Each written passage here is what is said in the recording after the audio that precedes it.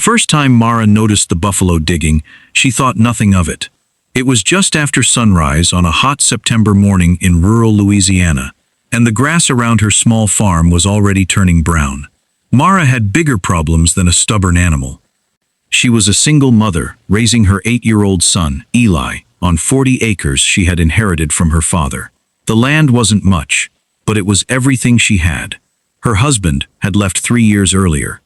Since then, Mara had learned how to fix fences, repair water pumps, haul feed, and make every dollar stretch farther than it should. That summer had been especially hard. The creek behind the house had dried to a narrow, muddy ditch. Her vegetable garden was dying. The pond where her animals drank had dropped so low that muddy footprints covered its cracked edges. And Mara had started wondering how much longer she could keep the farm alive.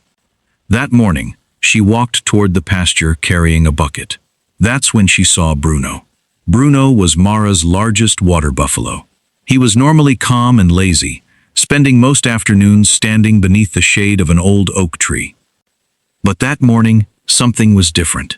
Bruno had his head lowered. His front hoof was scraping the ground. Scratch. Step. Scratch. Then he pushed his nose into the dirt and dug again. Mara frowned. "Bruno, what are you doing?" The buffalo ignored her. He moved a few feet, stopped, then began digging in exactly the same place.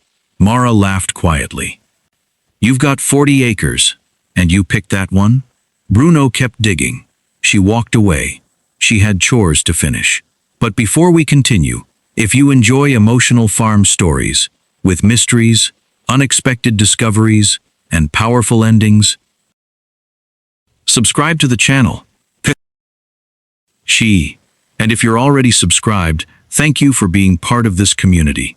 Don't forget to like this video, leave a comment telling us where you're watching from, and share this story with someone who loves incredible farm stories. Now, back to Mara and Bruno. The next morning, Bruno was still there. Same spot, same behavior. By the third day, Mara became curious. A shallow hole had appeared beneath him. She examined it. There was nothing unusual, just dry, brown soil. She filled the hole with dirt and walked away. The next morning, Bruno dug it out again. Mara stared at him. "You're kidding me." Bruno stared back. Bruno stared back. Then he dug.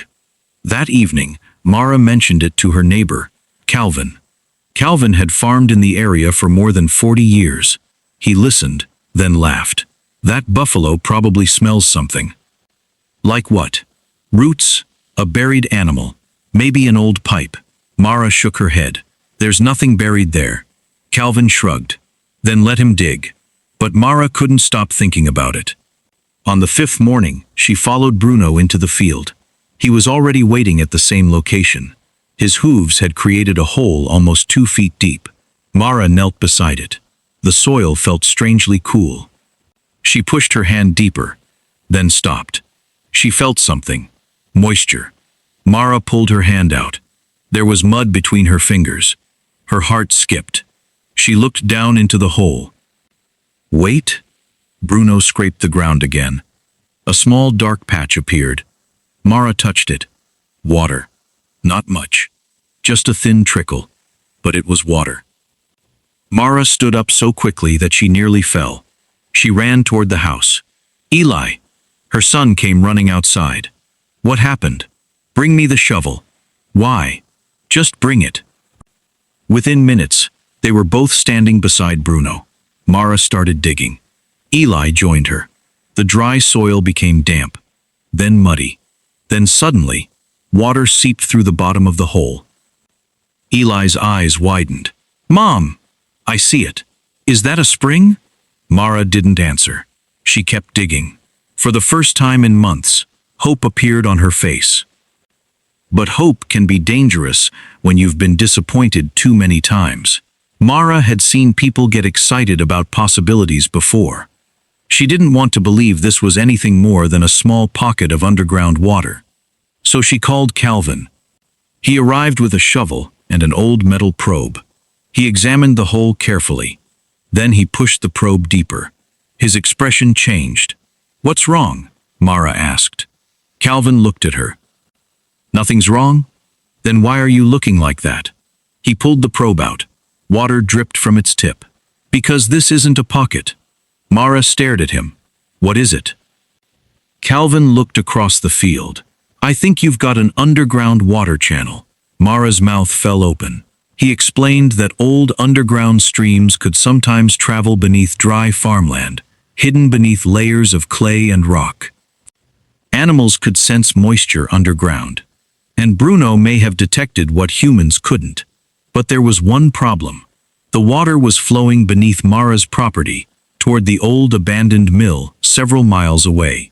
If she wanted to use it legally, she would need to understand exactly where it came from and whether the land had any old water rights attached to it. Mara's excitement disappeared. She had no money for lawyers, no money for drilling equipment, barely enough money to buy feed. That night, she sat at her kitchen table staring at unpaid bills. Eli sat across from her. "Mom? Yeah? Are we going to lose the farm?" Mara looked at him. She wanted to say no, but she couldn't make promises she wasn't sure she could keep.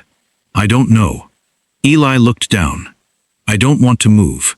Mara reached across the table and held his hand. "Neither do I."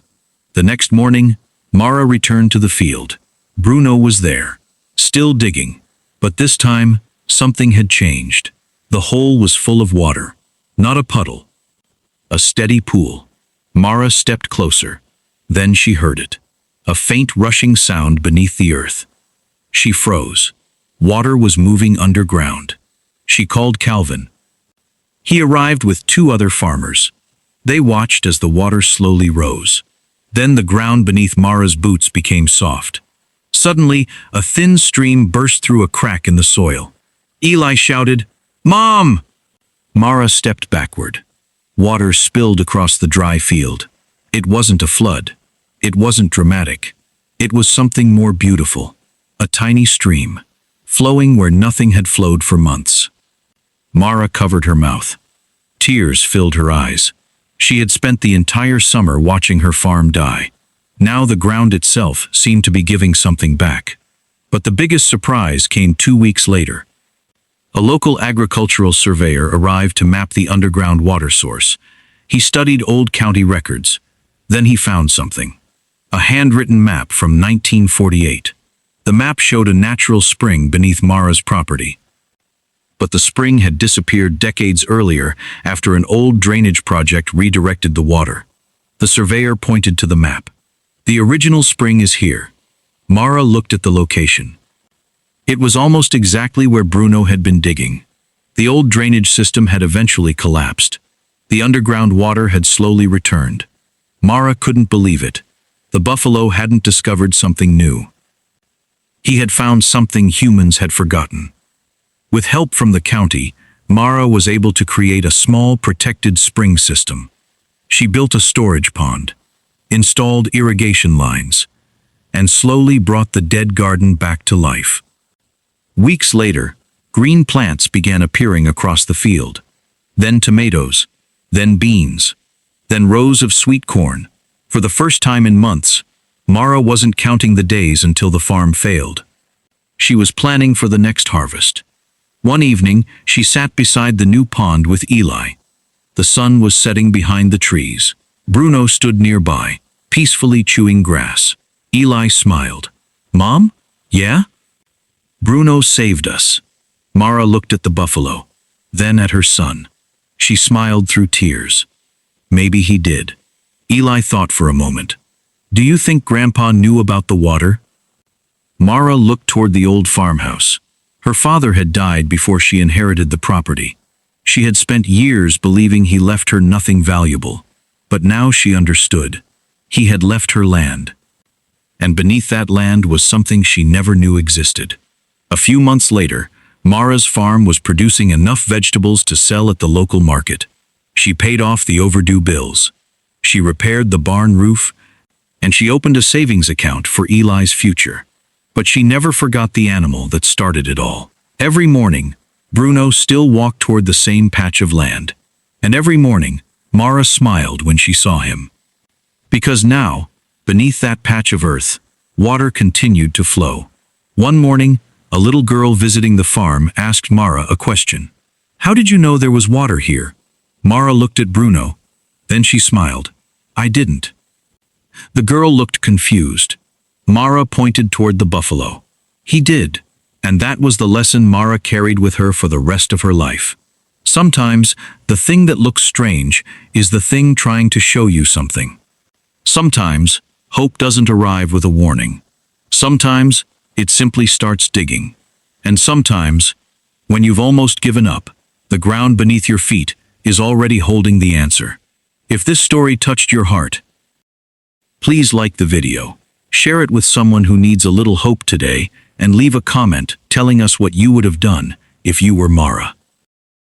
And if you haven't already, subscribe to the channel. For more emotional farm stories, unexpected discoveries, and stories about ordinary people who refuse to give up, we'll see you in the next story.